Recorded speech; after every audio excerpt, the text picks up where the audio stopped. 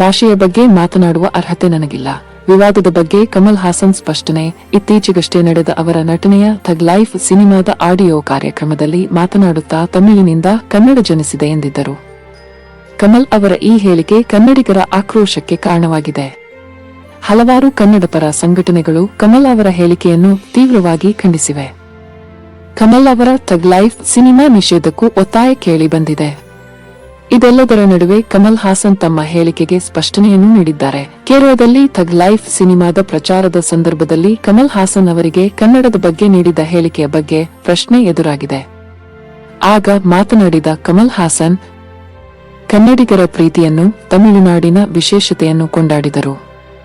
ನನ್ನ ಹೇಳಿಕೆಯ ತಪ್ಪಾಗಿ ಅರ್ಥ ಮಾಡಿಕೊಳ್ಳಲಾಗಿದೆ. ನಾನು ಸಾಕಷ್ಟು ಪ್ರೀತಿಯಿಂದಲೇ ಆ ಮಾತನ್ನು ಹೇಳಿದ್ದೆ. ಜೊತೆಗೆ ಸಾಕಷ್ಟು ಇತಿಹಾಸಜ್ಞರು ಭಾಷೆಯ ಬಗ್ಗೆ ನನಗೆ ಕಲಿಸಿಕೊಟ್ಟಿದ್ದಾರೆ. ಅದರ ಹೊರತಾಗಿ ಇನ್ಯಾವುದೇ ಉದ್ದೇಶದಿಂದ ನಾನು ಆ ಮಾತನ್ನು ಹೇಳಿಲ್ಲ ಎಂದಿದ್ದಾರೆ. ಇದೆಂಥ ದುರ್ವಿಧಿ! ಫ್ರಿಡ್ಜ್ ನಲ್ಲಿದ್ದ ಐಸ್ ಬೀಳಿಸಿದ್ದಕ್ಕೆ ಜೀವ ಕಳ್ಕೊಂಡ ಯುವತಿ ಫ್ರಿಡ್ಜ್ ನಲ್ಲಿದ್ದ ಐಸ್ ಕ್ರೀಂ ಬೀಳಿಸಿದ ಕಾರಣ ಚಿಕ್ಕಮ್ಮ ಗದರಿದ್ದಾಳೆ. ಇಷ್ಟಕ್ಕೆ ಮನನೊಂದ ಯುವತಿ ಜೀವ ಕಳ್ಕೊಂಡ ಘಟನೆ ತಮಿಳುನಾಡಿನ ತಿರುವಲ್ಲೂರು ಜಿಲ್ಲೆಯಲ್ಲಿ ನಡೆದಿದೆ. ತಮಿಳುನಾಡಿನ ತಿರುವಲ್ಲೂರು ಜಿಲ್ಲೆಯ ಸೆಂಗುದ್ರಂ ಬಳಿಯ ಮೆಂಡಿಯಮ್ಮನ್ ನಗರ ಪ್ರದೇಶದ ನಿವಾಸಿ ಅನುಪ್ರಿಯಾ ಮೃತೆ ಎಂದು ಗುರುತಿಸಲಾಗಿದೆ. ಚಿಕ್ಕಮ್ಮ ಗದರಿದ ಕಾರಣ ಮನನೊಂದ ಆಕೆ ಮನೆಯಲ್ಲಿ ಫ್ಯಾನ್ಗೆ ನೇಣು ಹಿಡಿದುಕೊಂಡು ಆತ್ಮಹತ್ಯೆ ಮಾಡಿಕೊಂಡಿದ್ದಾಳೆ. ಈ ಕುರಿತು ದೂರು ದಾಖಲಾಗಿದೆ ಎಂದು ಪೊಲೀಸರು ತಿಳಿಸಿದ್ದಾರೆ. ಲಿಫ್ಟ್ನಲ್ಲಿ ಸಿಲುಕಿಕೊಂಡ 8 ವರ್ಷದ ಪುತ್ರ ಶಾಕ್ನಿಂದಾಗಿ ಅಪ್ಪನಿಗೆ ಹಾರ್ಟ್ ಅಟ್ಯಾಕ್, ಸ್ಥಳದಲ್ಲೇ ಸಾವು.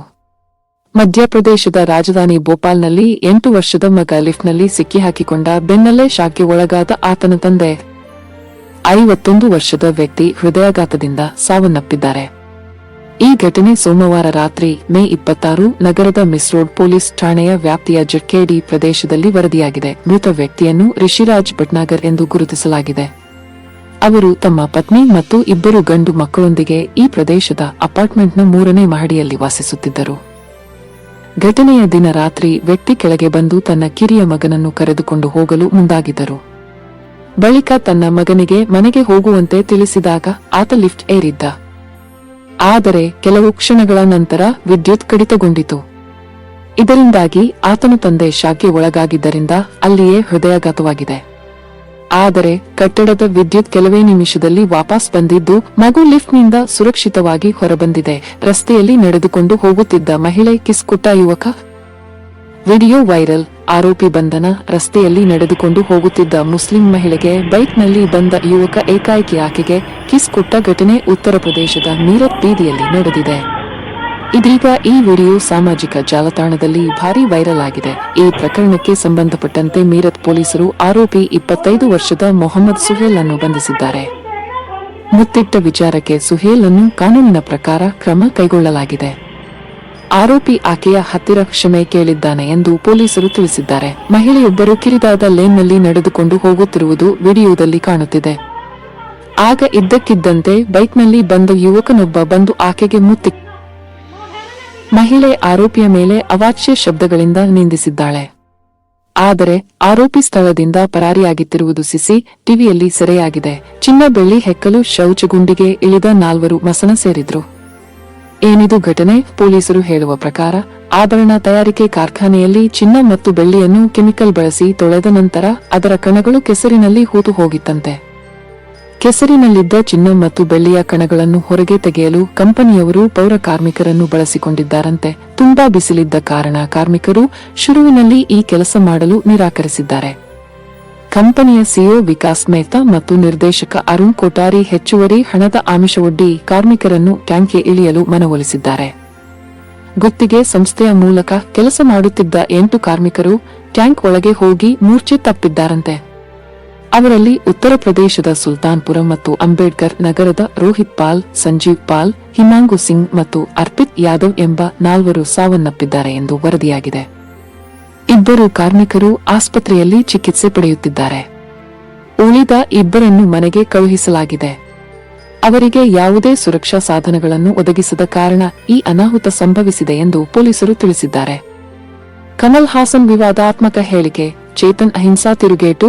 ಚೇತನ್ ಅಹಿಂಸಾ ತಮ್ಮ ಸಾಮಾಜಿಕ ಜಾಲತಾಣದ ಪೋಸ್ಟ್ನಲ್ಲಿ ಕನ್ನಡವು ತೆಲುಗಿಗಿಂತ ಹಳೆಯ ಸಾಹಿತ್ಯ ಸಂಪ್ರದಾಯಗಳನ್ನು ಹೊಂದಿರಬಹುದು ಎಂಬ ಕಾರಣಕ್ಕಾಗಿ ಆಂಧ್ರಪ್ರದೇಶ ತೆಲಂಗಾಣಕ್ಕೆ ಹೋಗಿ ತೆಲುಗು ಕನ್ನಡದಿಂದ ಹುಟ್ಟಿತು ಎಂದು ಹೇಳಿಕೊಳ್ಳುವುದನ್ನು ಊಹಿಸಿಕೊಳ್ಳಬಹುದೇ?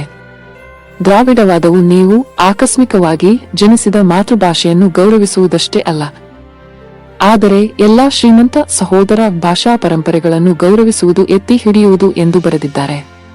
ಈ ಹೇಳಿಕೆಯು ಕಮಲ್ ಹಾಸನ್ ಅವರ ಹೇಳಿಕೆಗೆ ಪರೋಕ್ಷವಾಗಿ ಪ್ರತಿಕ್ರಿಯೆಯಾಗಿದ್ದು, ದ್ರಾವಿಡ ಭಾಷೆಗಳ ನಡುವಿನ ಸಾಮರಸ್ಯ ಮತ್ತು ಗೌರವದ ಬಗ್ಗೆ ಒತ್ತು ನೀಡಿದೆ. ಕನ್ನಡ ಭಾಷೆಯು ತನ್ನ ಶ್ರೀಮಂತ ಸಾಹಿತ್ಯಿಕ ಇತಿಹಾಸದಿಂದಾಗಿ ದಕ್ಷಿಣ ಭಾರತದಲ್ಲಿ ವಿಶಿಷ್ಟ ಸ್ಥಾನವನ್ನು ಹೊಂದಿದೆ. ಕನ್ನಡದ ಸಾಹಿತ್ಯ ಸಂಪ್ರದಾಯವು ಕಂಸಾಳೆ, ಪಂಪ, ರನ್ನ, ಬಸವಣ್ಣನವರ ವಚನಗಳಿಂದ ಹಿಡಿದು ಆಧುನಿಕ ಕಾಲದ ಕಾದಂಬರಿಗಳವರೆಗೆ ವಿಶಾಲವಾದ ಇತಿಹಾಸವನ್ನು ಹೊಂದಿದೆ. ಇದೇ ರೀತಿ ತೆಲುಗು ಭಾಷೆಯು ತನ್ನದೇ ಆದ ಶ್ರೀಮಂತ ಸಾಹಿತ್ಯಿಕ ಪರಂಪರೆಯನ್ನು ಹೊಂದಿದೆ. ಆದರೆ ಕಮಲ್ ಹಾಸನ್ ಅವರ ಹೇಳಿಕೆಯು ಕನ್ನಡ ಮತ್ತು ತೆಲುಗು ಭಾಷೆಗಳ ನಡುವಿನ ಚರ್ಚೆಗೆ ಕಾರಣವಾಗಿದೆ. ಕನ್ನಡಕ್ಕಾಗಿ ನಾನು ಸಾಯಲು ಸಿದ್ಧ. ಕನ್ನಡದ ಬಗ್ಗೆ ಕಮಲ್ ಹಾಸನ್ಗೂ ಪ್ರೀತಿ ಇದೆ. ನಟ ಶಿವರಾಜ್ಕುಮಾರ್ ಬರೀ ಬಾಯಿ ಮಾತಿನಲ್ಲಿ ಮಾತ್ರ ಕನ್ನಡ ಕನ್ನಡ ಅನ್ನಬಾರದು. ಕನ್ನಡಕ್ಕಾಗಿ ನಾನು ಹೋರಾಟ ಮಾಡುತ್ತೇನೆ, ಕನ್ನಡಕ್ಕಾಗಿ ನಾನು ಸಾಯಲು ಸಿದ್ಧ ಎಂದು ನಟ ಶಿವರಾಜ್ಕುಮಾರ್ ಹೇಳಿದ್ದಾರೆ. ಕನ್ನಡ ತಮಿಳಿನಿಂದ ಹುಟ್ಟಿದ್ದು ಎಂಬ ನಟ ಕಮಲ್ ಹಾಸನ್ ವಿವಾದಾತ್ಮಕ ಹೇಳಿಕೆ ಕುರಿತು ಶಿವಣ್ಣ ತಮ್ಮ ಮೊದಲ ಪ್ರತಿಕ್ರಿಯೆ ನೀಡಿದ್ದಾರೆ. ಕನ್ನಡಿಗರ ಮೆಚ್ಚಿನ ಅಜಿ ಕನ್ನಡ ನ್ಯೂಸ್ ವಾಹಿನಿಯು ರಾಜ್ಯದ ವಿವಿಧ ಕ್ಷೇತ್ರಗಳ ಗಣ್ಯರನ್ನು ಗುರುತಿಸಿ ಸನ್ಮಾನಿಸಲು ಆಯೋಜಿಸಿದ್ದ ರಿಯಲ್ ಸ್ಟಾರ್ಸ್ ಅವಾರ್ಡ್ಸ್ 2025 ಕಾರ್ಯಕ್ರಮದಲ್ಲಿ ಮುಖ್ಯ ಅತಿಥಿಗಳಾಗಿ ಭಾಗವಹಿಸಿದ್ದ ನಟ ಶಿವರಾಜ್ಕುಮಾರ್ ಕಮಲ್ ಹಾಸನ್ ಅವರ ಹೇಳಿಕೆಯ ಬಗ್ಗೆ ಸ್ಪಷ್ಟನೆ ನೀಡಿದರು. ಕನ್ನಡ ಅಂತೀರಾ?